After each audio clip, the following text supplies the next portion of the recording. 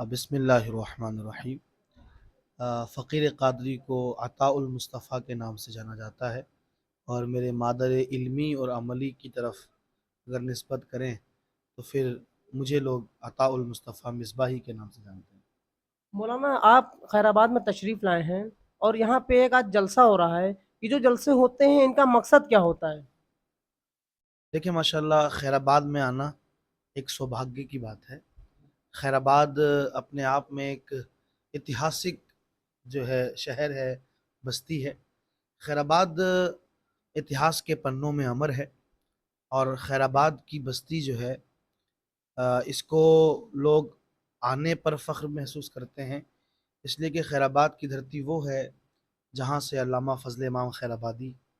علامہ فضل حق خیر آبادی جیسے فریڈم فائٹرز، جنگ آزادی کے قائدین اس شہر نے ہمیں دیے ہیں۔ تو یہ بستی یوں تو بڑی ہی اتہاسک اور بڑی ہی تاریخی ہے، یہاں آنا میرے لیے بھی ایک قابل فخر ہے۔ اور آپ نے جو سوال کیا، آپ کا جو کوشچن ہے،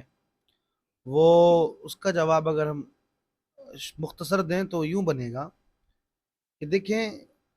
ہر سماج میں کچھ برائیاں ہوتی ہیں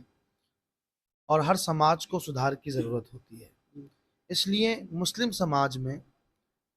مسلم کمیونٹی میں، نوجوان ہوں، یوتھ ہوں یا بوڑھے ہوں، یا پھر آپ ہم جیسے لوگ، ہم جیسے عمر کے لوگ ہوں، ظاہر سی بات ہے ایک وقت کے بعد زنگ آ جاتی ہے، اور لوگوں کو اگر بتایا جائے تو لوگ اس سے سیدھی راہ پر آ جاتے ہیں۔ ان جلسوں کا سب سے جو فنڈامنٹل وجہ ہے وہ یہ ہے کہ ان جلسوں کی بنیاد پر ہم سماج میں موجود برائیوں کو دور کرنے کی کوشش کرتے ہیں، اور ایک ایسا سماج ڈیولپ کرتے ہیں جو ملک اور وطن اور دین کی ترقی کا باعث بنے۔ آج سماج میں اسپیشلی یوتھ میں ڈپریشن کا شکار ہیں یوتھس ہمارے، موبائل اور سوشل میڈیا کے یوز کی وجہ سے بہت زیادہ اسٹوڈنٹس ہوں یا یوتھ ہوں وہ ڈپریسڈ ہو جا رہے ہیں، تو ان کو ڈپریشن سے نکالنے کے لیے بھی یہ جلسے کرائے جاتے ہیں۔ اسی طریقے سے برائیوں کی طرف چلے جاتے ہیں، چوری ہے، شراب نوشی ہے، ڈرگس وغیرہ یہ لینے لگتے ہیں، تو ان سب چیزوں کو دور کرنے کے لیے یہ جلسے کرائے جاتے ہیں۔ اور آج کا جلسہ جو ہے بڑا مہتوپورن ہے، وہ اس لیے بھی امپورٹینس رکھتا ہے کہ آج کے اس جلسے میں انشاءاللہ محفل ذکر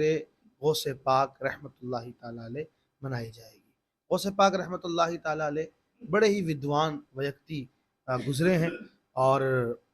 ان کا ایک عظیم مقام ہے تاریخ اسلام میں، اس لیے آج ہم ان کا ذکر بھی کریں گے، اور اپنے اس جلسے سے یوتھ کو